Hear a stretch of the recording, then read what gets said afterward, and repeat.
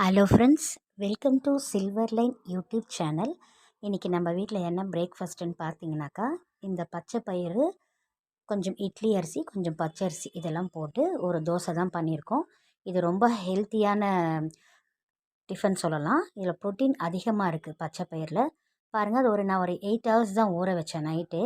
அதுக்குள்ளே என்ன இன்க்ரீடியன்ட்ஸ் போட்டிருக்கேன்னு பார்த்தீங்கன்னாக்கா, இஞ்சி, பச்சை மிளகா, சும்மா ஒரு ரெட் சில்லியும் போட்டிருக்கேன், பூண்டு, கொத்தமல்லி, கருவேப்பிலை, பெருங்காயம் எல்லாமே நான் அதில் போட்டு கிரைண்ட் பண்ணியிருக்கேன். சீரகமும் போட்டிருக்கேன் பாருங்கள். கல் உப்பு, எப்பயுமே நான் இந்த மாதிரி இதுக்கெலாம் கல் உப்பு தான் போடுவேன்.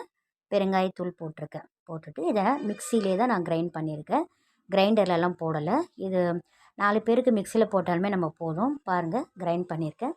ரொம்ப நைஸாகவும் இல்லாத, குறன்னு இல்லாத ஒரு மீடியமாக நான் அதை அரைச்சி எடுத்திருக்கேன். இதுக்கு மேட்சிங்காக பார்த்தீங்கன்னாக்கா கார சட்னி நல்ல சைட் டிஷ்ஷாக இருக்கும். இதில் வெங்காயம், தக்காளி, கொத்தமல்லி, கருவேப்பிலை, ரெட் சில்லி, காஞ்ச மிளகாய், கல் உப்புலாம் போட்டு பச்சையாகவே தான் நான் கிரைண்ட் பண்ணிவிட்டு, அதுக்கப்புறம் இந்த பேன் வச்சு ஆயில் ஊற்றி கடுகு உளுத்தம் பருப்பு போட்டு இதை நம்ம அதில் போட்டுட்டு அரைச்சதை நல்லா பச்சை வாசனை போகிற அளவுக்கு நம்ம பண்ணணும். அதுக்கப்புறம் ஃபைனல் டச்சாக கொத்தமல்லி, கருவேப்பிலை போடணும். பாருங்கள், இந்த பாசிப்பருப்பு அந்த தோசை ரொம்ப அழகாகவே ரெடியாக இருக்குது. பச்சை பயிறு தோசை, இது காம்பினேஷன் இந்த கார சட்னி. ஸோ இதுதான் இன்றைக்கி நம்ம வீட்டு பிரேக்ஃபாஸ்ட். தேங்க்ஸ் ஃபார் வாட்சிங் மை டியர் ஃப்ரெண்ட்ஸ்.